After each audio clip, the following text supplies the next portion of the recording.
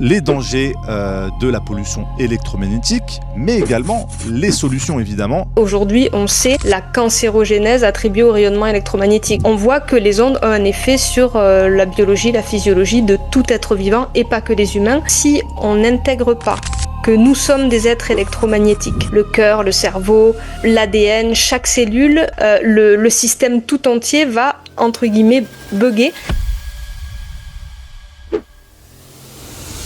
Puisqu'il est fait pour capter des rayonnements électromagnétiques, de l'ADN à la cellule, à l'organe, toute la transmission de l'information, avant d'être chimique, elle est électromagnétique. Un appareil qui est connecté à la prise électrique, il émet plus que s'il n'est pas connecté. En 30 ans, on a énormément modifié notre environnement électromagnétique. Il n'y a pas eu de moratoire. On se rend compte que la pollution la plus importante est celle qu'on se génère nous-mêmes.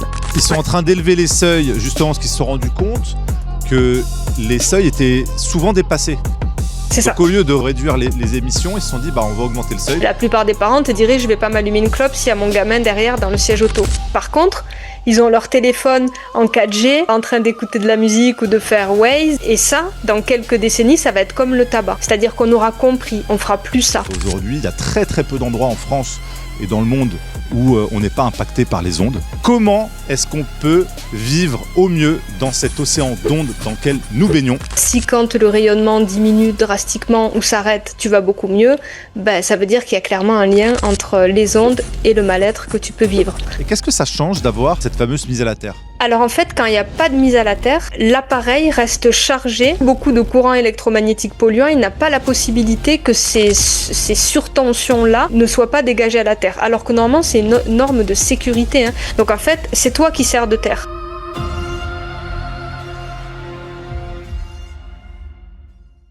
Bonjour à tous, merci de nous retrouver pour cet entretien avec Lauriane Duval. Alors elle est accompagnante en santé naturelle, elle a réalisé pour Nexus 2 gros dossiers sur la pollution électromagnétique et les solutions. C'était dans le numéro 162 et le numéro actuel, le numéro 163. Comment est-ce qu'on peut vivre au mieux dans cet océan d'ondes dans lequel nous baignons?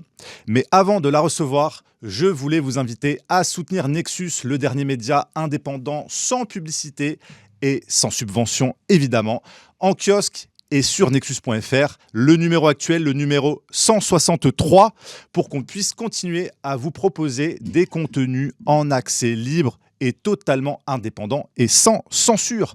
Et si vous voulez nous retrouver pour le premier festival Nexus les 27 et 28 juin prochains au Château Grévy, le lien de la billetterie est dans la description. Faites vite, les places sont limitées. Et tout de suite, j'ai le plaisir de recevoir donc Lauriane Duval. Bonjour Lauriane. Bonjour. Bonjour à tout le monde. Merci de venir au micro de Nexus pour parler de ton travail, de ton gros dossier, de tes gros dossiers d'enquête sur les dangers de la pollution électromagnétique, mais également les solutions, évidemment. C'est le but, le constat et les solutions.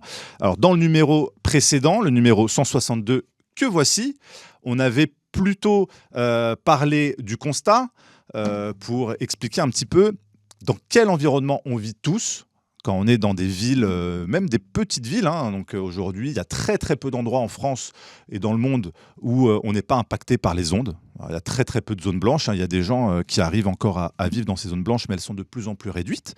Donc on doit un peu s'accommoder de ces pollutions-là. Et dans le numéro actuel, numéro 163, là, on a plutôt axé sur les solutions, comment dépolluer un peu cet environnement. Alors toi, tu es accompagnante en santé naturelle. Tu as aussi été confrontée personnellement à ces pollutions électromagnétiques parce que ta santé a été impactée. Alors, est-ce que tu pourrais nous expliquer comment, pour ceux qui nous écoutent, ça s'est manifesté et comment, à partir de là, tu as commencé ton travail d'enquête pour comprendre les mécanismes de ces pollutions et comment est-ce que tu as réussi à trouver toutes les solutions que tu nous partages dans Nexus? D'abord, merci à Nexus vraiment d'avoir mis ça en avant. Et je voulais dire qu'après la sortie du premier, j'ai reçu énormément de témoignages de gens qui voulaient remercier déjà pour le travail d'enquête qui a été fait, les solutions qui ont été proposées, les bienfaits par rapport à la mise en place de ces solutions, et aussi le fait qu'on soit allé aborder des choses, et ce sera encore plus valable dans le deuxième, qui sont pas forcément hyper souvent abordées, pas sous cet angle-là. Donc déjà, merci vraiment d'avoir permis ça. Pour moi, ça a été, je pense, depuis longtemps un problème, les ondes, mais j'en avais pas conscience. J'en ai pris conscience en 2020. J'ai eu la chance déjà d'être entourée, comme je suis moi-même dans la santé naturelle. J'ai quand même pas mal de gens autour de moi qui cherchent par rapport à ça. Mais c'est un appareil de biorésonance que j'utilisais personnellement pour accompagner les gens, qui m'a permis vraiment d'avoir ce qu'on pourrait appeler un diagnostic, même si en réalité, on n'a pas le droit de dire ce mot-là en santé Hmm. naturelle. En tout cas, la piste a été clairement posée et là j'ai pu m'extraire des ondes puisque ça fait le diagnostic final, hein.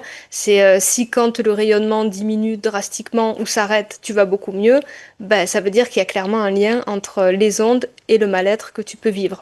Ouais. La plupart des gens qui souffrent des ondes, c'est-à-dire tout le monde, mais en tout cas ceux qui souffrent plus, on va voir aussi que dans le dernier numéro, donc que tu n'as pas pu montrer encore parce qu'il n'est pas sorti, celui que je suis en train d'écrire et qui sortira donc sur le prochain fin, fin début mai, j'imagine, fin avril, début mai. Là, on aura aussi les facteurs de vulnérabilité. Qu'est-ce qui fait qu'on va plus ou moins décompenser, puisqu'on est tous soumis à du rayonnement et on voit bien que tout le monde ne décompense pas de la même manière, pas au même moment. Et pour certains comme moi, ben, ça arrive vite et fort, donc c'est criant, c'est visible, et pour d'autres, c'est un mal silencieux qui ronge. En tout cas, on est tous concernés, Donc, comme c'est bien expliqué dans le premier magazine. quand tu dis décompenser, ça veut dire avoir des symptômes visibles. Oui. Alors ça peut être des symptômes et ça peut être carrément des lésions organiques. Globalement, les symptômes rapportés par la plupart des gens qui souffrent d'électro-hypersensibilité, c'est brouillard mental, vertige, maux de tête, douleur physique dans le corps, fatigue énorme et une sensation de plus pouvoir trouver le moindre répit avec des insomnies très importantes aussi. Alors, selon toi, nous sommes tous concernés, qu'on ait des symptômes visibles ou pas. Alors, c'est pas selon moi, c'est moi qui le dis, mais c'est selon des chercheurs, des médecins, des rapports indépendants. Et d'ailleurs, le DAS qui fait les normes sur nos téléphones portables, c'est Ouais. parce que on voit bien que si on met un téléphone portable connecté en communication auprès d'un être vivant, et là en l'occurrence d'un corps humain, pour établir le DAS, il y a un effet thermique et un échauffement, mais il y a aussi tout un tas d'autres effets qui ont fait l'objet de milliers d'études. On a bien évoqué dans le premier magazine qu'il y a jusqu'à 25 000 études Hmm. indépendantes qui ont été faites et des méta-analyses qui prouvent que tout organisme vivant, mais même des cellules, on peut l'observer en laboratoire, on n'a même pas besoin de passer sur un être humain, entre guillemets, en entier. On voit que les ondes ont un effet sur la biologie, la physiologie de tout être vivant et pas que les humains, puisque les animaux, il y a beaucoup de cas aujourd'hui. Je discutais avec un vétérinaire qui est un peu conscient de ça et qui disait les gens, des fois, ils mettent le panier de leurs animaux à côté de la box Wi-Fi ou d'un répétiteur en inconscience totale et il y a beaucoup plus de risques de cancer chez les animaux, de maladies diverses et variées, dégénératives, etc. Donc en fait, le vivant est impacté par les rayonnements électromagnétiques artificiels. Alors, tu disais, il y a les effets thermiques, les effets qu'on comprend, c'est-à-dire ça chauffe. D'ailleurs, on le sent quand on a un téléphone à l'oreille, au bout de quelques minutes, dizaines de minutes, on sent que ça chauffe un petit peu. Donc ça, c'est les effets thermiques qui sont déjà assez délétères, j'imagine. Oui, l'inflammation, on le sait, est à la base de beaucoup de problématiques puisque ça va entraîner des réactions, du stress oxydatif, des radicaux libres, etc.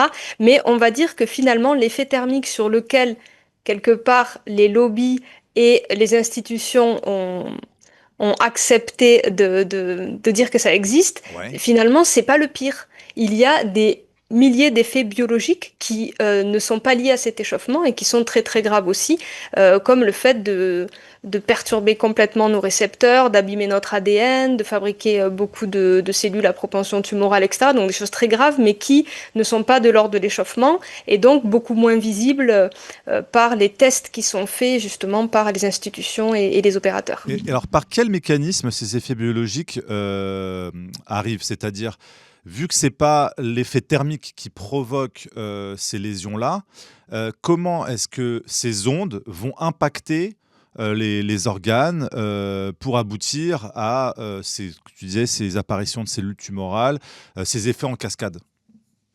C'est hyper intéressant que tu dises ça et justement, on le creuse dans le troisième magazine qui va sortir où on repart de la base, c'est-à-dire que si on n'intègre pas que nous sommes des êtres électromagnétiques, le cœur, le cerveau, Mhm. l'ADN, chaque cellule, et d'ailleurs Luc Montagnier, prix Nobel 2008, expliquait bien que l'ADN est piloté par des ondes électromagnétiques. Et bien sûr pas la Wi-Fi et autres, mais nous sommes émetteurs-récepteurs de rayonnement électromagnétique. Et tous les processus biologiques sont consécutifs d'abord d'une information électromagnétique qui vient leur dire qu'est-ce qu'ils ont à faire et comment il faut qu'ils le fassent. Donc en fait, nous sommes, Nikola Tesla disait, si vous voulez comprendre les secrets de l'univers, pensez en termes d'énergie, d'information, de vibration et de fréquence. Donc c'est assez logique que si on met des rayonnements qui sont non symbiotiques, très très fort, d'ailleurs, il faut quand même le dire que c'est très très fort, le système tout entier va, entre guillemets, bugger, puisqu'il est fait pour capter des rayonnements Hmm. électromagnétiques, de l'ADN à la cellule, à l'organe, toute la transmission de l'information, avant d'être chimique, elle est électromagnétique. Et c'est pour ça que dans le prochain magazine, on va repartir un petit peu à la base pour qu'on comprenne bien pourquoi nous sommes dans un océan d'ondes et pourquoi ces ondes qui arrivent très rapidement, puisqu'en 30 ans, on a Oui. énormément modifié notre environnement électromagnétique. Il n'y a pas eu de moratoire réel et sérieux fait sur l'effet biologique, et c'était évident qu'en modifiant notre environnement électromagnétique, il allait y avoir des conséquences biologiques. C'est la vie elle-même qui fonctionne comme ça. Et alors, si je comprends bien, on est tous impactés, donc ça veut dire que quelqu'un qui est en meilleure santé va mieux gérer, va mieux compenser l'impact des ondes sur son corps. Là aussi, vous allez voir, dans le troisième magazine, on a fait une grosse enquête sur quels seraient les déterminants biologiques facteurs de vulnérabilité. Alors, ce que tu dis est clairement juste et résumerait tout, c'est plus on est en bonne santé, plus on a de vitalité et moins on a de failles. euh, plus on va être en capacité d'encaisser toutes les pollutions. Mais on se rend compte avec les pollutions électromagnétiques qu'il peut y avoir des failles qu'on ne sait pas que l'on a. On peut se croire en bonne santé et avoir eu une rupture de la barrière Hmm. hémato-encéphalique. Et ça, on ne le sait pas, c'est pas visible, mais c'est une faille qu'on avait à l'intérieur de nous. On peut avoir une prédisposition génétique. Donc, ça peut s'analyser par des tests salivaires ou sanguins. Il y a des médecins qui commencent à le faire, qui font qu'on n'est pas très bien équipé pour se détoxifier des agents environnementaux pathogènes. Et donc, on va être en très bonne santé, mais si on est exposé à quelque chose qui est polluant, notre corps est pas fort pour se détoxifier. Et là, par exemple, si on le savait en amont et qu'en prévention on faisait ces tests parce qu'on est dans un environnement multipollué, eh ben on pourrait prendre une supplémentation et adapter son comportement parce qu'on saurait qu'on a cette faille génétique. Par exemple, si on est porteur de Lyme, donc d'une borréliose, eh ben on a une propension énorme qui est de 1 pour 2 d'après Béatrice Milbert. Donc sur 2 personnes qui ont Lyme, il y en a une qui est électro-hypersensible mais sans forcément le savoir, Hmm. et qui peut d'ailleurs attribuer ses symptômes à Lyme. Donc il y a effectivement plein de facteurs comme ça dont on peut être porteur consciemment ou inconsciemment, malgré le fait qu'on soit en bonne santé apparente. Mais tu as raison de dire que plus notre niveau de vitalité et plus notre système immunitaire est cohérent et plus on est en capacité de se défendre en général, plus on a de l'hormèse, plus on a travaillé son hormèse, etc., bien sûr, et plus on va être en capacité d'en supporter. Mais on a tous un seuil de tolérance, un Ouais. capital. Et probablement, tout le monde pourrait décompenser. C'est juste que selon d'où tu pars, tu as plus ou moins Oui. de marge de manœuvre. Ouais, je comprends.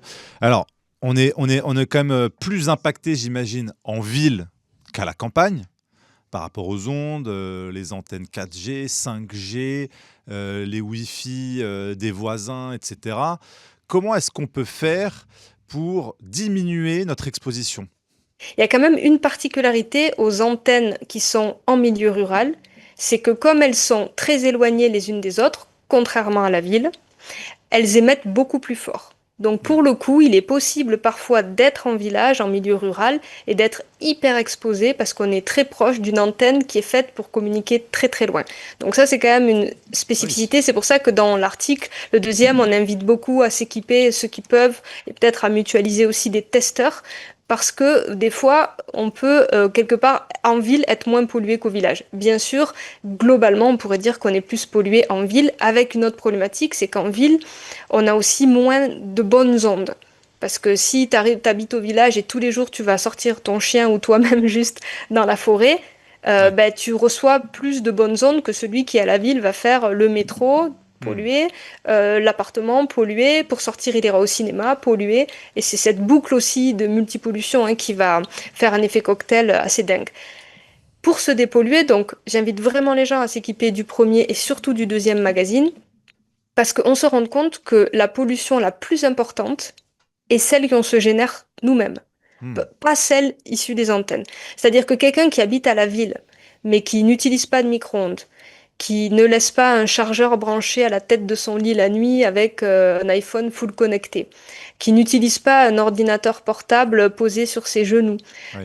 Je dis un petit peu les grosses conneries qu'on fait, qui coupe le Wi-Fi et qui utilise plutôt un câble Ethernet, etc., etc., va moins se polluer D'accord. et moins souffrir que quelqu'un qui habite dans un village où il y a une antenne à 2 kilomètres, mais qui par contre va faire toutes ses erreurs et écouter sa musique avec des oreillettes Bluetooth, etc., etc. Hmm. Donc en fait, avec les bonnes pratiques, on va déjà résoudre 80% de la pollution qu'on subit à peu près. Donc déjà, un appareil qui est connecté à la prise électrique, il émet plus que s'il n'est pas connecté. Alors on avait fait un numéro Nexus il y a quelques années justement sur les rayonnements des câbles électriques dans les foyers, dans les maisons. Donc même le courant électrique émet un rayonnement, d'autant plus quand il est maintenant quasiment partout connecté, enfin relié au Linky, qui est une C'est ça. onde porteuse en ligne. Alors, est-ce que tu peux nous expliquer comment est-ce que le courant électrique rayonne et en quoi est-ce qu'il est lui aussi délétère, et quelle différence le Linky apporte à ce courant? Ok. Je vous montre ce bouquin. On Je le sais pas voit. si je peux bien le montrer. Oui, il est un petit... voilà. On le Ouais. voit, on le voit Halte de aux manière effets aléatoire. électromagnétiques, comprendre et éviter leurs impacts sur notre santé de Jean-Claude Albaré, qui est un livre vraiment exceptionnel pour comprendre la pollution par l'électricité, y compris l'arc-en-ciel invisible aussi, parce qu'il y avait beaucoup de problèmes déjà avant le sans-fil. Donc c'est intéressant que tu parles de ça. L'électricité domestique, c'est du courant alternatif 50 Hz, 220 volts en mono ou triphasé selon comment on est équipé. C'est polluant parce que c'est non symbiotique avec le corps, parce que malheureusement, il n'y a pas de règles électriques aujourd'hui pour blinder. Parce qu'en fait, il suffirait de blinder ces câbles D'accord.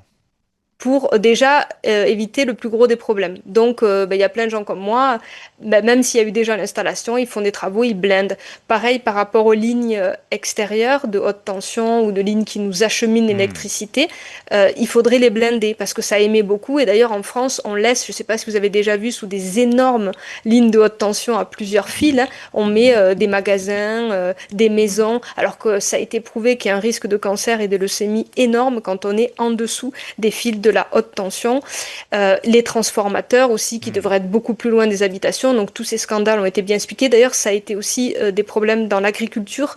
On s'en est rendu compte parfois que selon la proximité avec ces lignes ou avec ces transformateurs, il y avait des troupeaux malades, des vaches qui ne pouvaient plus produire de lait, etc. Cette pollution, on en revient un petit peu au truc de départ, c'est que on est fait pour capter les rayonnements électromagnétiques.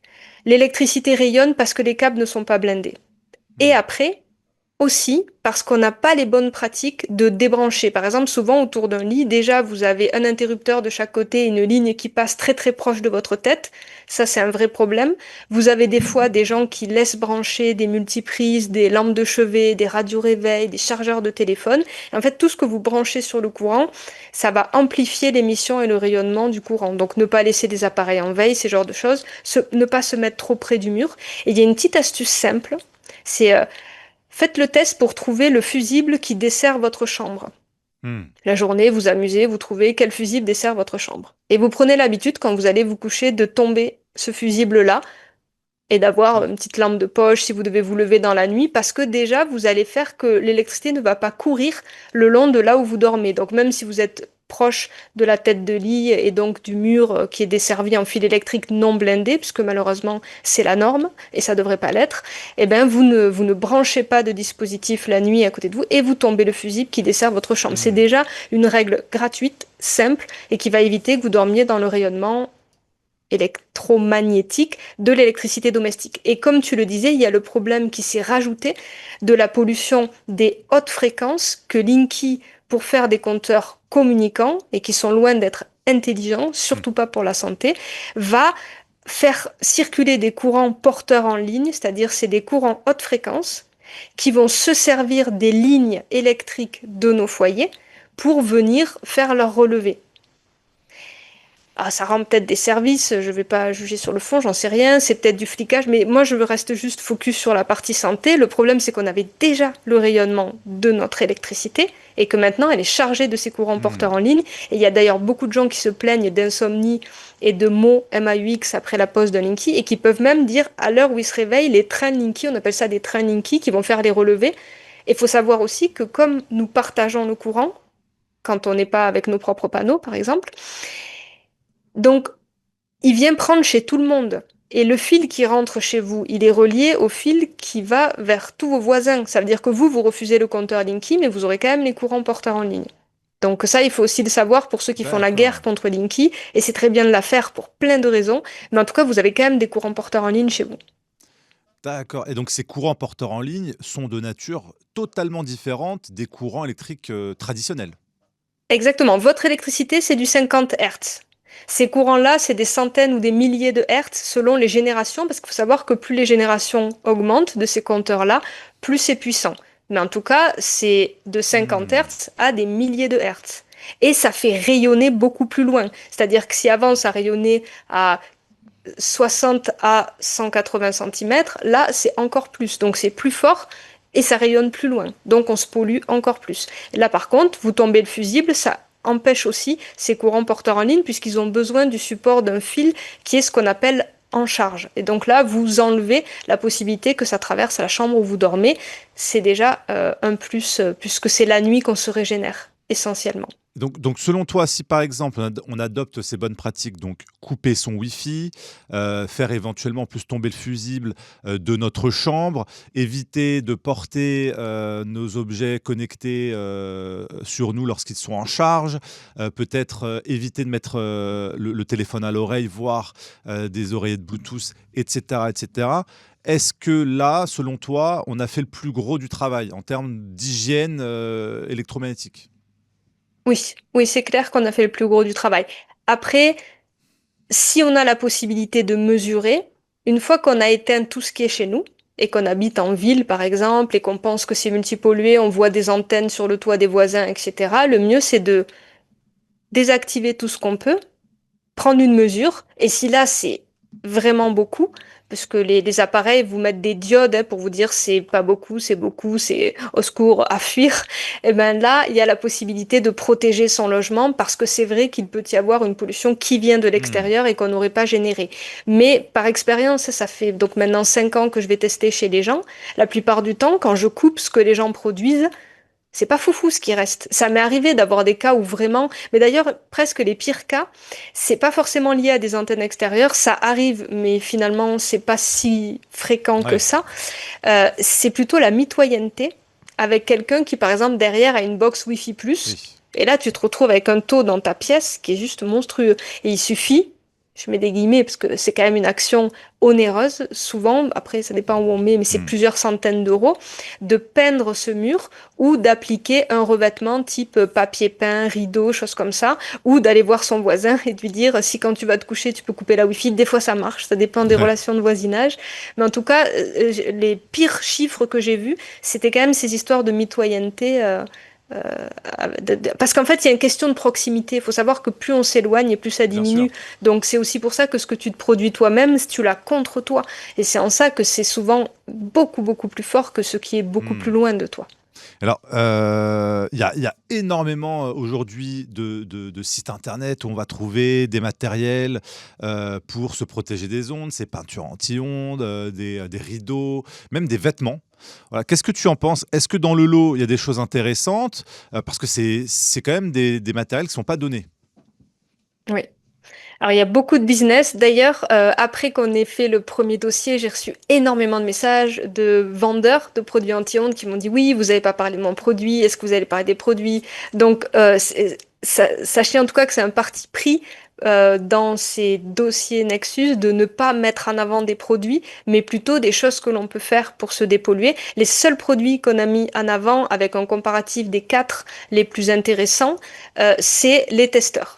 Oui. Parce que en réalité, ça pourrait être quand même maintenant presque indispensable de pouvoir tester dans quoi nous baignons quand ça devient Hmm. un sujet pour lequel on est conscient et encore plus si on a des problèmes de santé ou qu'on n'a pas envie d'en avoir. Donc ça serait quand même le matériel, on va dire que allez, en gros, pour 200 euros, on peut avoir un appareil de mesure qualitatif qu'on peut utiliser pendant des années, qu'on peut acheter à plusieurs, mutualiser avec nos voisins, parce qu'on s'en sert pas 50 fois par jour non plus, sauf au début, quand on est dans notre phase de testing passionné. Mais voilà, donc ça pourrait être le truc le plus important. Après, il y a des objets très importants comme des écouteurs filaires type AirTube où on va avoir un petit vide d'air sur les derniers centimètres qui va éviter qu'on se pollue même avec des oreillettes Oui, filaires. parce qu'avec Donc ça, les fils, on peut être pollué par le câble en cuivre qu'il y a dedans.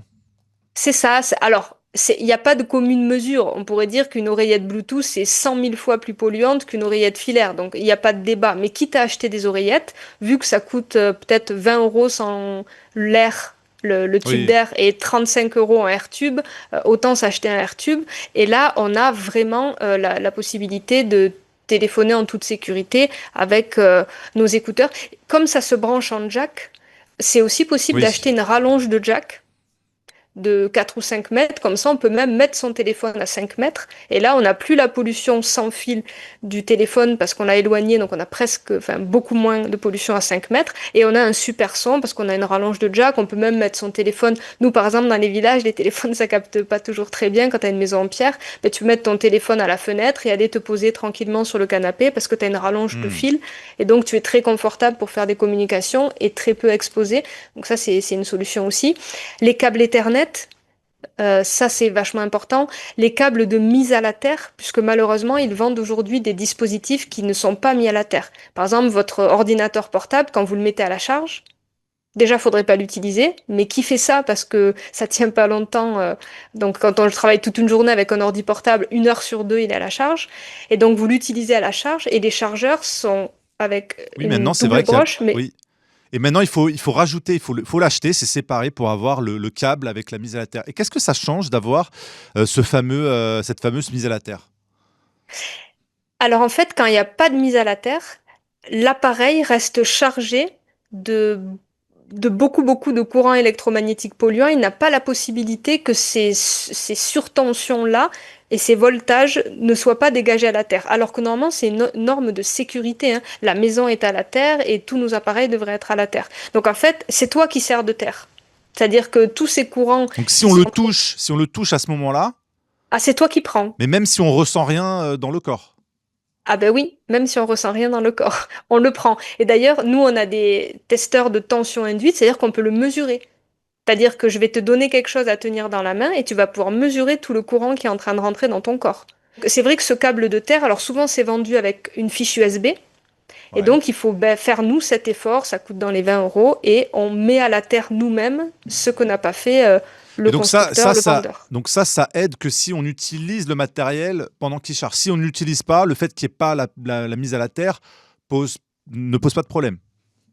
Oui, voilà, ça pose beaucoup moins de problèmes. Après, il y a toujours une petite pollution résiduelle de l'appareil, donc c'est toujours mieux de le mettre à la terre, D'accord. même quand il n'est pas à la charge. Mais par contre, quand il est à la charge, on est relié au courant porteur de Linky, aux 50 Hz, à toute la pollution Ah oui. électrique dont on a parlé tout à l'heure, et elle va aller dans notre corps, alors que si elle a la possibilité d'aller à la terre, elle ira à la terre. Alors encore faut-il, j'ai entendu pas mal de personnes nous parler de ça, que notre prise terre soit de bonne qualité. C'est ça. Alors, sur les sites, voilà, encore un petit appareil intéressant. Donc, au final, Est-ce que j'arrive à le Oui, montrer? Voilà, c'est un voilà. petit testeur de terre, ça se branche dans la prise, ça vaut 15 euros et tu sais si ta terre elle est bonne ou pas. Comment on Et sait? C'est-à-dire, d'ailleurs, c'est quoi la c'est valeur? intéressant. Comment? C'est quoi la bonne valeur pour qu'on sache que la terre est de bonne qualité? Alors, euh, dit par la norme des électriciens classiques, c'est il faut être en dessous de 100 ohms pour éviter tout ce qui est surtension, D'accord? électrification, que ça. Après, quand on veut aller plus loin dans ce qu'on appelle le bien-être électromagnétique, c'est-à-dire pouvoir dépolluer encore mieux notre maison, les objets qu'on utilise, etc., on essaye plutôt d'être entre 20 et 50 ohms.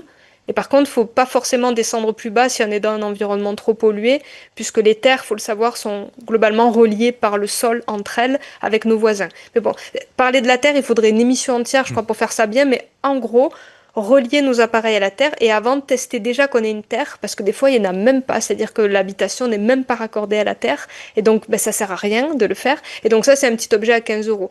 Donc en gros, on a évoqué l'appareil de mesure, donc ça, c'est le plus gros budget, 200 euros à mutualiser à plusieurs pour pouvoir évaluer. Les câbles Ethernet pour pouvoir mettre en filaire la télé, l'imprimante, la box, la tablette. Enfin voilà, donc ça c'est des choses pour moi hyper importantes. Les écouteurs à AirTube pour appeler avec son téléphone portable. Un testeur de terre pour vérifier que quand on met à la terre ça marche vraiment. Voilà, ça pour moi c'est les choses C'est les bonnes vraiment pratiques. indispensables. On peut aussi avoir ce genre de petit adaptateur Ethernet. Donc de ce côté-là, je mets mon câble Ethernet et de l'autre bout, je peux mettre mon téléphone. Ça veut dire que Hmm. je peux brancher mon smartphone sur la fibre, par exemple, de ma box et le mettre en mode avion et surfer. Ce qui me permettra de ne pas me relier à l'antenne et de ne pas me relier au Wi-Fi. Ah, c'est Ces pratique petits ça. adaptateurs, ça coûte entre 5 et 20 euros. Ça, c'est des trucs vraiment importants parce que factuellement, à la mesure, je pourrais prouver que ce que j'ai fait à vraiment améliorer, diminuer mon exposition. Après, quand il s'agit des petits objets à porter sur soi, des vêtements, des choses. Alors, les vêtements, je vais mettre ça à part. Je vais juste en parler une ou deux minutes. Mais en tout cas, tous les petits objets et dispositifs, Oui, il y a il des y en a patchs. certains sur lesquels il y a des études et des Ouais. témoignages. D'autres, c'est un peu plus discutable. Et en même temps, l'effet placebo, ça peut être très bien aussi. Qu'est-ce que t'en Mais penses? ces dispositifs n'enlèvent pas la pollution. C'est pas mesurable. Par contre, ce qu'ils peuvent faire, c'est en amenant une autre information, en essayant de contrecarrer, de contrarier les flux émis par la pollution nocive, de faire qu'on la supporte mieux. Mais moi, j'ai tendance à dire aux gens, si vous n'avez pas trop d'argent, partez sur un truc où on est sûr que vous Oui. allez diminuer votre exposition, parce qu'il y a plein de gens, ils vont dire, je garde la Wi-Fi, mais je m'achète un petit pendentif. Eh ben non, il vaut mieux couper la Wi-Fi et acheter un câble Ethernet. Voilà, c'est quand même pour moi et pour la mesure et pour la plupart des Ouais. scientifiques, la voie principale, c'est dépolluer. Et pour les habits, alors, il y en a qui sont améliorés. Donc moi, je dis toujours, et d'ailleurs c'est le cas quand on fait de la consultation en santé naturelle, quand vous faites ça, vous allez mieux, bah tout va bien. Quelque part, on peut pas dire à quelqu'un, tu fais une connerie quand il dit, quand je le fais, je vais mieux. Ouais. C'est OK. Par contre, il y a une problématique sur les vêtements qui, moi, m'a alerté, c'est que les vêtements sont faits pour réfléchir les rayonnements artificiels haute fréquence. D'accord, ouais. Pour la plupart d'entre eux. On se met des bonnets, on se met des casquettes, c'est l'appareil le plus vendu, à ces bonnets, casquettes, et des fois des t-shirts ou des total covering, mais ça concerne que les électro-hypersensibles à stade grave. Pour réfléchir, on utilise des métaux. Oui, c'est en fibre d'argent, c'est ça? Voilà, fibre d'argent, des fois je crois qu'il y a d'autres métaux aussi, mais voilà, on va utiliser des métaux. Mais le problème, c'est que ces métaux, s'ils ont la capacité de renvoyer les hautes fréquences, ils vont capter les basses fréquences. Concrètement, c'est comme quand tu as des métaux en bouche, d'ailleurs on en parle dans le troisième magazine, tu fais antenne. Il y a des gamins, on leur met des bagues orthodontiques dans la bouche. C'est la grande mode, ça l'est depuis un petit moment d'ailleurs. Et d'un coup, ils se mettent à avoir mal partout dès qu'ils touchent leur téléphone, parce Hmm. qu'ils vont faire antenne. Les métaux, d'ailleurs, on fait bien circuler l'électricité dans des fils métalliques. Donc, faut faire attention parce que si tu mets un bonnet sur la tête de ton gamin et qu'en même temps tu lui fais toucher à des choses électrifiées ou il est dans une voiture électrique avec un bonnet anti-ondes, au secours. Donc ça veut dire que ces objets-là sont efficaces pour renvoyer les ondes, mais si on est au contact d'éléments électromagnétiques à basse fréquence, ces objets-là vont les absorber. C'est ça. On va faire encore plus Et, et, d'antennes à ça. et les Donc, on va basses, se, oui. et les basses fréquences, est-ce qu'elles ont un impact aussi délétère que les hautes fréquences sur le corps? Oui, et ce qui est très intéressant, il faut savoir qu'on dit basse fréquence, mais c'est quand même du 50 Hertz. C'est juste à côté de la 5G qui va faire des millions de Hertz. Bon, on n'est pas du tout sur les mêmes niveaux. Mais ce qu'il faut quand même comprendre, c'est que les basses fréquences, elles rentrent plus facilement dans le corps. Parce que c'est plus proche de nous et parce qu'elles sont faites pour circuler dans des fils et que notre système nerveux, il est filaire. Donc, on peut la mesurer. On peut mesurer quand les basses fréquences rentrent à l'intérieur de nous. Elles n'ont de basse que le fait qu'on les compare à des choses qui sont extrêmement D'accord. puissantes et qu'une basse fréquence, elle va pas pouvoir faire communiquer deux antennes. Elle n'aura pas une portée qui est longue, mais sur sa portée à elle de rayonnement, elle va être polluante. Oui. Et petite précision, on s'est aperçu en étudiant que il y a des gens qui vont devenir très intolérants aux basses fréquences et d'autres à la Wi-Fi. Par exemple, il y a des électrosensibles que j'accompagne, ils peuvent pas passer 5 minutes dans une pièce où il y a la Wi-Fi. Par contre, quand ils touchent leur ordinateur portable avec le chargeur pas à la terre, tout ça, ils sentent Hmm. pas. Ça veut dire que peut-être la fréquence qui t'aura le plus abîmé, tu vas y devenir très intolérant. Et par contre, une autre, finalement, qui t'a moins impacté jusque-là, t'as pas utilisé le capital de défense à cet endroit-là, tu vas être moins réactif. Mais on sait que ça veut pas dire que parce qu'on n'est pas réactif qu'on ne soit pas impacté. Oui. D'accord. Donc, effectivement, ça demande d'être un petit peu vigilant sur ces objets-là et de se renseigner un peu plus avant d'acheter la combinaison, la casquette, etc. pour se protéger. C'est ça. Oui. Et de ne pas et aussi pour ceux qui utilisent leur téléphone en voiture d'éviter ça c'est aussi la voiture faut rappeler c'est une cage de Faraday. Donc même si on est avec les écouteurs, moi ce que je fais beaucoup ça on est comme un micro-ondes quoi. C'est ça. Et par exemple, j'aime bien donner cet exemple. Avant, ça choquait personne quand il y avait des parents qui fumaient et derrière un enfant sur le siège auto. Maintenant, tu le vois très peu et la plupart des parents te diraient je vais pas m'allumer une clope s'il y a mon gamin derrière dans le siège auto. Par contre, ils ont leur téléphone en 4G en train d'écouter de la musique ou de faire Waze, le Bluetooth à fond les balles et ça, dans quelques décennies, ça va être comme le tabac.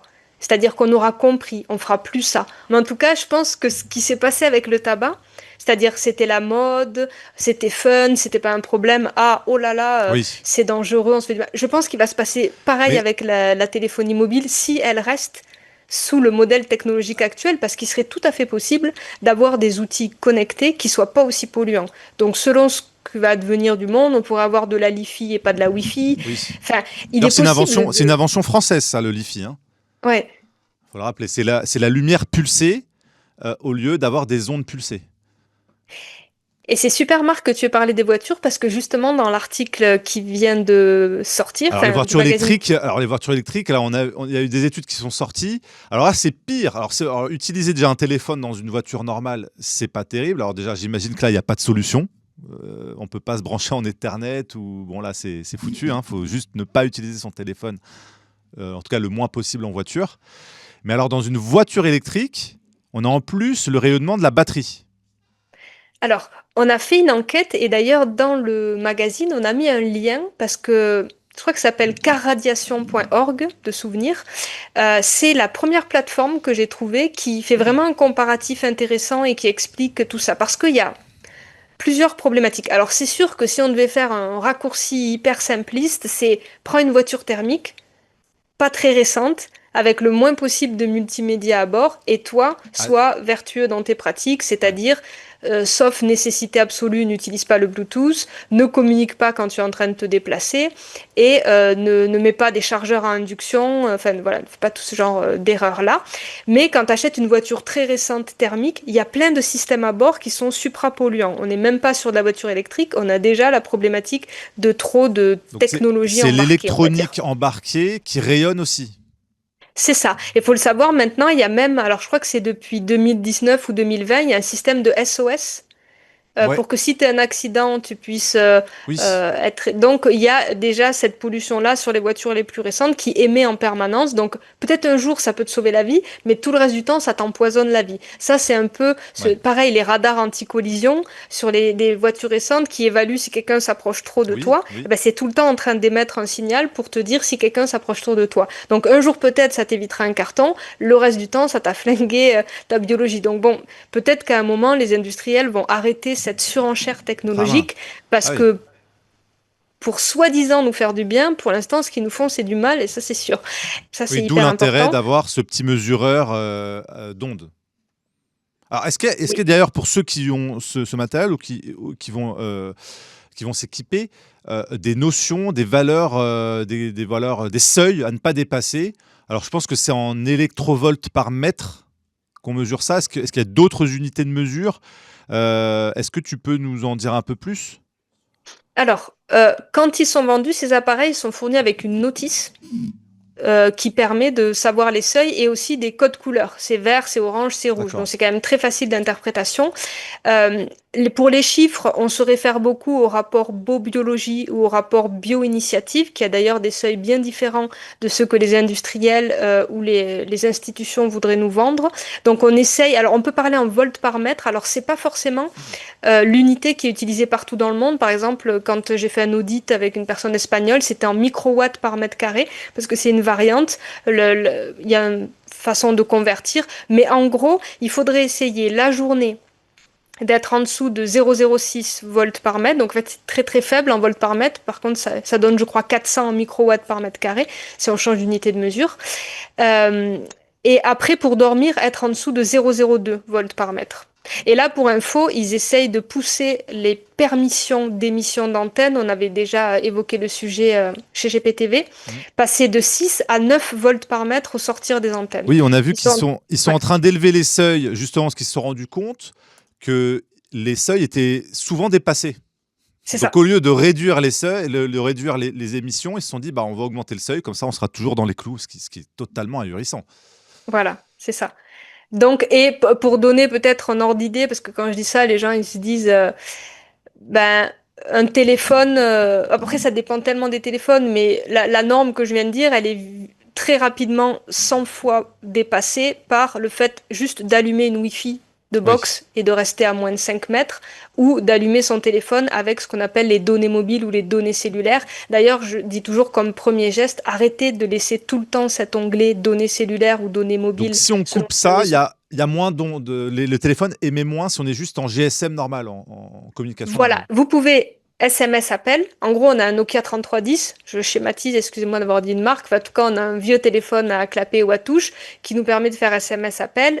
Dès qu'on allume les données mobiles ou données cellulaires sur les modèles Apple, enfin, iPhone, on va avoir une pollution exponentielle, mais aussi on va vider la batterie. Il va être tout le temps en train de chercher des notifications, tout le temps en train d'émettre. D'accord, ok. Et possiblement aussi, vous êtes écouté. Donc, même quand on veut être dans la confidentialité, on faut désactiver le Bluetooth quand on s'en sert pas, désactiver la Wi-Fi. Et quand on désactive ces antennes, le téléphone est très très très très peu polluant. Et sans basculer en mode avion qui va poser la problématique de ne plus être joignable, ce Oui. qui est devenu insupportable pour la plupart des gens. C'est vrai que c'est devenu presque une angoisse. Alors, une petite question en alternative, c'est pas vraiment, on est chez soi, il y en a beaucoup qui passent en Wi-Fi pour éviter de consommer les données cellulaires. Bon, si on doit de toute façon avoir de la data pour être connecté, est-ce qu'il vaut mieux être en 4G ou est-ce qu'il vaut mieux être en Wi-Fi? Alors, je sais que le mieux, c'est l'Ethernet, mais imaginons que la Voilà, je personne... voulais quand même rajouter cette option parce que ça, c'est c'est vrai. l'idéal. Avec un câble de 50 mètres, tu perds pas de mobilité, Marc. Donc le mieux, c'est d'être en Ethernet. Après, je vais te dire, si la Wi-Fi, elle tourne chez toi, et donc que t'as pas lu le magazine de Nexus, ou que Ouais. tu crois qu'à moitié, ou je sais pas, tu laisses ta Wi-Fi, ben, il vaut mieux connecter ton téléphone à la Wi-Fi. Parce que tu l'as déjà, la Wi-Fi. Oui, mais si on Elle y est déjà, sollicite pas... cette Oui, mais pollution. quand on sollicite pas notre box, elle émet moins. Elle est un peu en sous-régime. Elle aimait bien. Ah, donc Quand même on... une bah, box qui n'est pas sollicitée, ah oui, tu oui, mesures qu'elle émet quasiment pareil que si on est en train de consommer du Netflix. exactement. C'est pour Ah ça oui, que je dis aux gens, mais coupez-la quand vous mangez, ah coupez-la oui, quand vous dormez, coupez-la quand vous l'utilisez pas, parce qu'elle, elle s'en fout. Elle donne, elle donne, elle ah donne, oui. elle, qu'on l'utilise ou pas, elle donne, Ah elle oui, donne. naïvement, moi je pensais que si on ne la sollicite pas, bon, elle est un peu en mode veille, bon, elle est là, mais ok, donc ça émet quand même. Donc, ok, il vaut mieux la couper. Et même si on n'a pas le câble Ethernet, bon, rester en 4G, c'est toujours mieux que de laisser tourner la Wi-Fi Ben, derrière, quoi. disons qu'il faut faire un choix. Si tu as la Wi-Fi chez toi, rajoute pas la 4G, et si tu es D'accord. déjà avec ta 4G, c'est pas la peine de rajouter la Wi-Fi. Voilà. Bon, Et je généralement, les gens ont précise les quand deux, même une quoi. Ouais. chose, c'est qu'il y a un mode qui s'appelle partage de connexion, Oui, et ça c'est la cata. Ça, quand on reste Oula, vraiment très proche, il y a des gens, ils ont le partage de connexion à côté de ça m'est l'ordinateur, ou arrivé. pire, ils sont entre les deux. Ouais. Alors là, les taux qu'on voit, ça, c'est cata, quoi. Donc ça, parce qu'il y a des gens, ils sont tout contents, ils me disent, ouais, regardez, j'ai pas de box, donc on n'a pas de Wi-Fi, mais ils sont des heures et En des heures par partage de jour en partage connexion, de ouais. connexion. Là, c'est cata, quoi. Alors, on Cata, peut cata. d'ailleurs, bon, petite précision, si on n'a pas le choix, on peut quand même être en partage de connexion en USB. Bon, le téléphone, on peut le mettre un peu loin et on peut utiliser le câble au lieu de se mettre en Wi-Fi avec l'ordinateur. C'est ça. Normalement, il y a deux modes, Ethernet et USB. Et c'est bien que tu le précises. Juste jusque-là, tous les gens que je vois partager la connexion, elle n'a pas un fil. Mais c'est très intéressant que tu le dises parce qu'il y a une possibilité. Et là, on peut même acheter des câbles de plusieurs mètres, voire 5 mètres, 10 mètres. Et là, si on éloigne bien le téléphone, bah, d'un coup, c'est pratiquement plus problématique. Ouais, je comprends. Ah, ça nécessite de revoir quand même pas mal de choses dans les habitudes. En fait, la première des contraintes, c'est nos habitudes.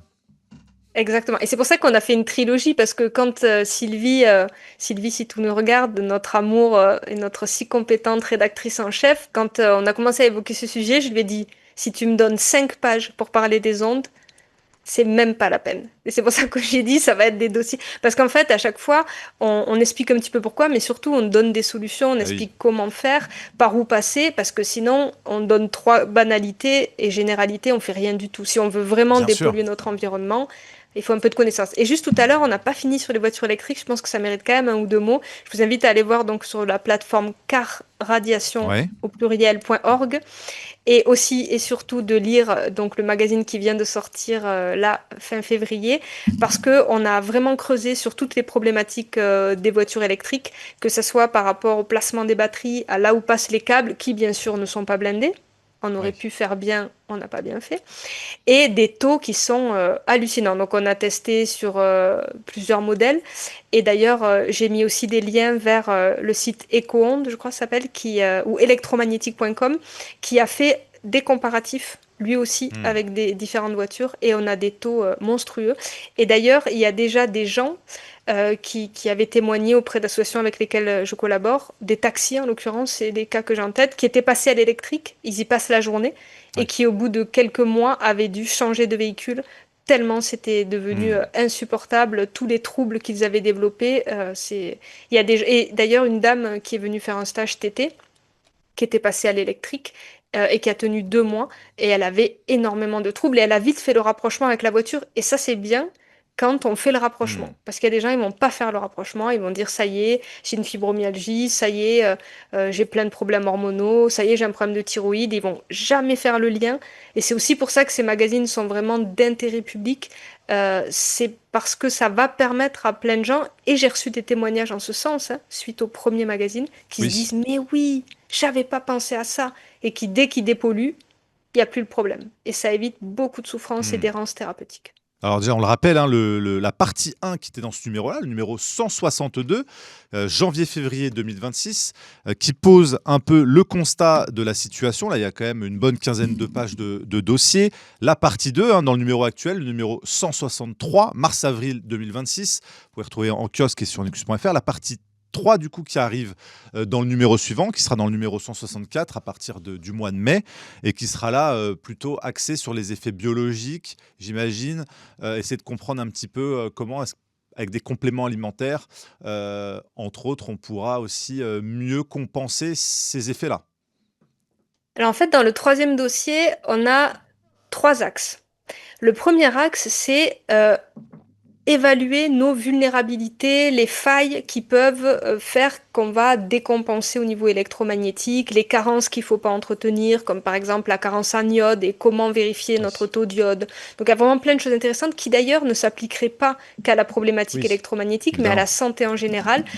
Aussi évaluer notre niveau de stress oxydatif, est-ce qu'on porte des infections froides, est-ce qu'on est parasité, Hmm. est-ce qu'on fait bien ou mal notre détox, et en fait de pouvoir voir par rapport à ce qu'on retrouve souvent chez les électro-hypersensibles, on en a déduit les points de vulnérabilité à essayer de vérifier si on est concerné, et de se sortir de ces susceptibilités et de ces dangers-là. On a aussi listé des situations à risque, comme le fait par Hmm. exemple d'avoir des amalgames en bouche métalliques, de faire des IRM à répétition. Enfin voilà, il y a des situations qui vont nous faire basculer à risque majeur de décompensation électromagnétique. Les prédispositions génétiques qu'on peut faire tester aussi. aussi, et qui vont nous servir de toute façon à évaluer notre niveau de fragilité par rapport aux pollutions ambiantes électromagnétiques, mais pas que, les pollutions chimiques aussi, etc. Donc ça, c'est le premier volet. Vous allez apprendre plein de choses. C'est une étude qui est assez inédite. Il y a même des choses qui étaient évoquées dans un séminaire fin janvier avec le docteur Milbert en Suisse. Donc on est vraiment sur des exclusivités et un reporting assez détaillé de toutes les failles qu'on doit essayer d'éviter de porter à l'intérieur de nous et comment se prémunir de ça. Le deuxième volet, c'est les bonnes ondes. Parce qu'en fait, tout est équilibre. Le Tao l'explique très bien, sur Terre, tout est équilibre. Ok, on s'expose. De toute façon, qu'on le veuille ou pas, qu'on fasse tout pour se dépolluer ou pas, résiduellement, on va quand même être exposé dans le monde dans lequel on vit. Donc la question, c'est, on l'a fait sur les 2 premiers numéros, devenir électroconscient, avoir des connaissances, des compétences et intégrer le coût électromagnétique de nos actions. Quand je fais quelque chose, je sais le coût électromagnétique, je choisis le côté bénéfice-risque. Mais il faut que je puisse mettre mon système électromagnétique, puisqu'on est comme une radio, on est un système oscillatoire. À force de se dérégler avec des mauvaises ondes, c'est un peu comme quand tu captes mal la radio, on est dans un brouillard, on brouille nos propres signaux et cela affecte notre santé. Mais alors, dans ce cas-là, n'oublions pas que nous avons à disposition tout un tas de ressources naturelles pour pouvoir rééquilibrer nos fréquences, rééquilibrer nos énergies, nous réaccorder, puisque quelque part, ça nous désaccorde, ces fréquences-là.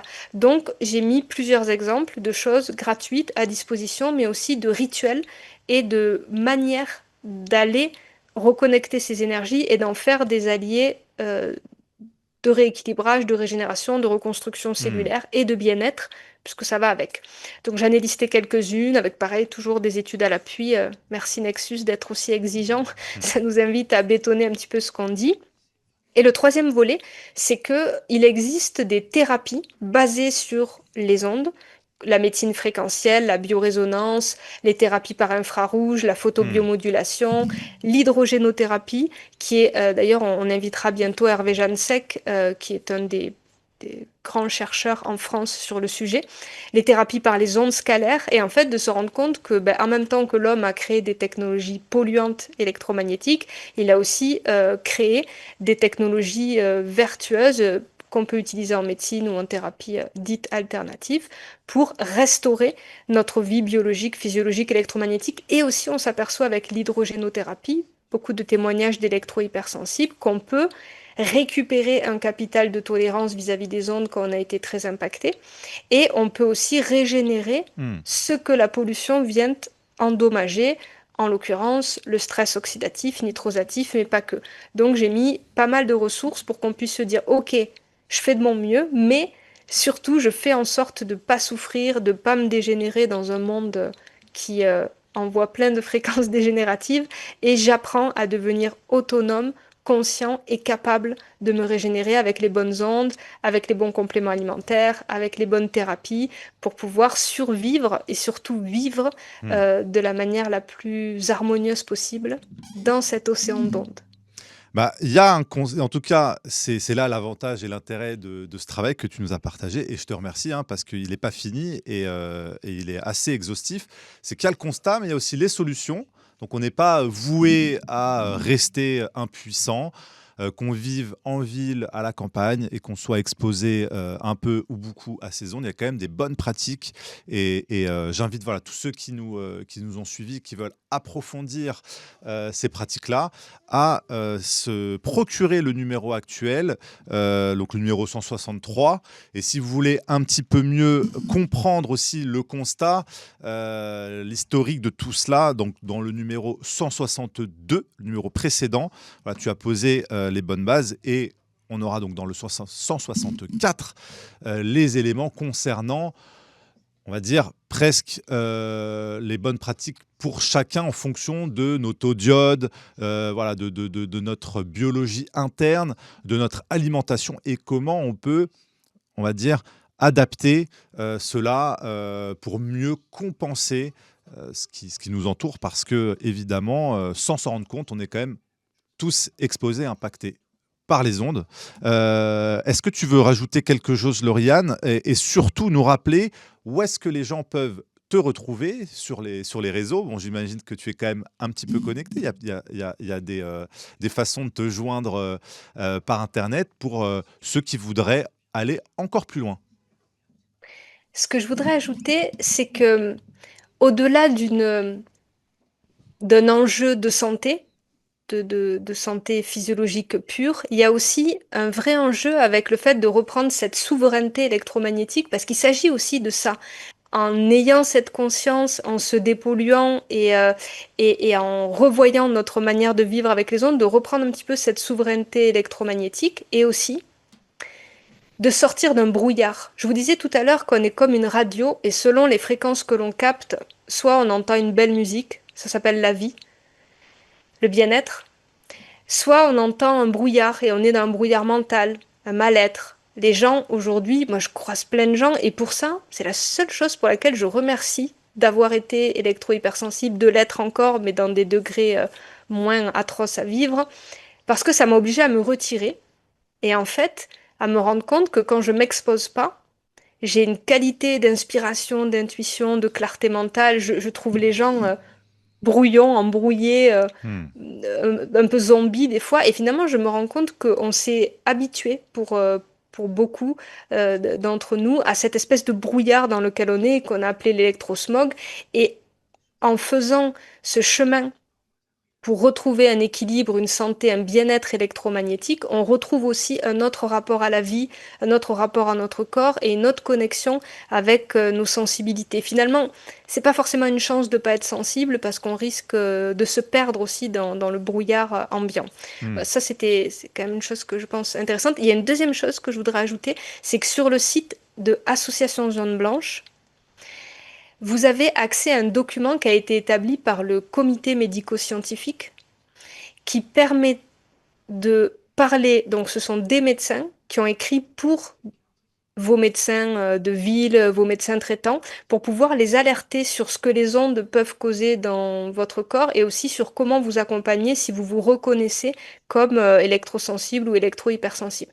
Donc il y a un super boulot qui est fait par l'association Zone Blanche, mais aussi Hmm. par Cœur de HS, Poème 26, Robin des Toits, Priartem. Il y a aujourd'hui beaucoup d'associations qui donnent des ressources aux gens pour prendre soin d'eux, pour s'en sortir s'ils sont dans une crise d'électro-hypersensibilité qui amène aussi une crise existentielle, et aussi pour essayer de former, parce que les médecins sont ou pas informés du tout, ou désinformés. C'est-à-dire, il n'y a pas de problème avec les ondes, ou alors c'est psychiatrique.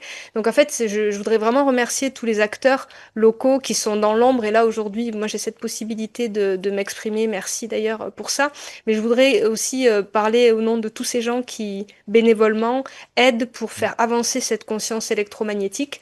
Ils ont d'ailleurs, comme Poème 26, qui fait des documents pour les kinés et pour tous les thérapeutes manuels, pour expliquer que beaucoup de douleurs sont des douleurs liées à l'électromyalgie, le fait que ces rayonnements rentrent et nous font mal dans nos muscles, dans nos tendons, etc. Mhm. Donc il y a vraiment une belle action et que Nexus fait aussi de mise en lumière de ces phénomènes. Non pas Oui, pour dire c'est méchant, c'est dangereux ou de toute façon on ne pourra rien faire, mais justement pour devenir bien sûr. acteur souverain, conscient et d'avoir les compétences et les connaissances pour rééquilibrer notre vie électromagnétique. Pourquoi tout ça? Pas juste pour survivre dans ce monde, mais pour être heureux et se réaliser. Et souvent dans Nexus, vous, et avec le festival et avec tout ce que vous faites, on parle du nouveau monde.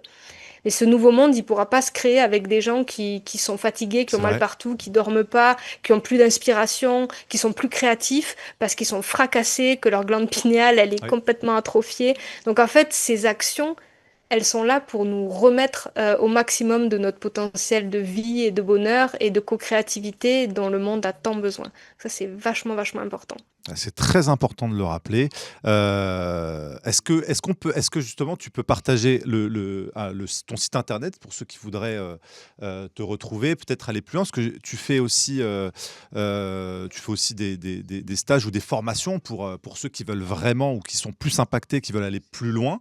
On mettra évidemment tous les liens des associations dans la description et de ton site, mais comme ça ceux qui nous écoutent peuvent l'avoir. Oui, c'est Seva, S-E-V-A, formation.fr où on peut For- retrouver. Formation au singulier. Au singulier, oui. sevaformation.fr. N'hésitez pas, si c'est un sujet qui est important pour vous, à aller creuser cela. Voilà, je le rappelle, donc les numéros 162 et 163, le numéro actuel, pour voir les 2 parties que tu as pu réaliser pour Nexus. La 3e qui est en cours de préparation, évidemment. J'espère qu'on pourra te recevoir à nouveau pour parler de ça. Et on essaiera, pour le festival, c'est bien que tu l'aies rappelé, de voir si on peut avoir une zone un petit peu, une sorte de mini-zone blanche pour ceux qui auraient besoin d'être un peu à l'écart des ondes. C'est pas évident. C'est vrai que c'est pas évident quand on fait des événements et qu'on s'intéresse à ces sujets-là, de prendre ces questions-là à cœur et de pouvoir être le moins exposé aux ondes. C'est vrai qu'on essaie de s'intéresser à ces questions-là et il y a du boulot. Mais en tout cas, on va essayer d'être plus en alerte sur ces questions-là pour la santé de tous, pas que de ceux qui sont électrosensibles, et de changer aussi nos pratiques dans les événements Nexus le plus possible. Si les gens sont un peu raisonnables avec leur téléphone sur une zone et qu'on peut se mettre un petit peu pieds nus et toucher les arbres, on a la possibilité de se décharger, de se mettre nous-mêmes à la terre. C'est un endroit de nature formidable. Il faut aussi savoir que notre cœur est 5000 fois plus magnétique que notre cerveau et que quand on est bien dans notre cœur, on rayonne est aussi. dans des moments d'amour et d'échange. On a une régulation électromagnétique qui se fait. N'oublions pas que la vie est magique et elle nous amène toujours les solutions à tous les problèmes. Donc sachons regarder encore la nature, se regarder dans le cœur, prendre soin de l'essentiel et pas trop s'affoler non plus avec tout ça, parce que souvent la communication autour des ondes, elle met ou dans la peur ou dans une sensation de fatalité. Ouais. Et cette fatalité amène d'ailleurs les gens à ne rien faire et à rester dans le déni.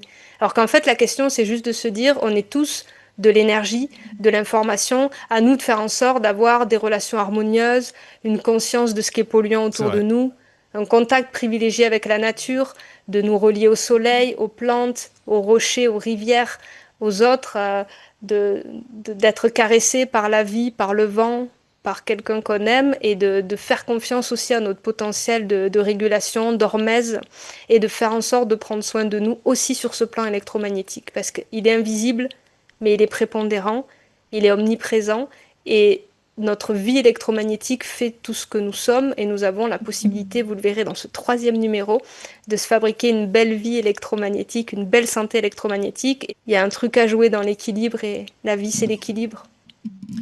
Merci infiniment, Lauriane Duval, pour ton partage, ton énergie, que tu rayonnes et toutes ces solutions, ces informations que tu nous as transmises aujourd'hui. N'hésitez pas à approfondir évidemment son travail dans le numéro actuel, le numéro 163, que vous pouvez retrouver en kiosque et sur nexus.fr, toujours sans publicité, sans subvention, sans censure évidemment, pour une information libre et indépendante. Et on se retrouve, je l'espère, pour le Festival Nexus, pour ceux qui peuvent nous rejoindre à Mont-sous-Vaudrey au Château Grévy les 27 et 28 juin prochains. Le lien est dans la description. Merci infiniment, Lauriane, et à très bientôt. Merci à vous.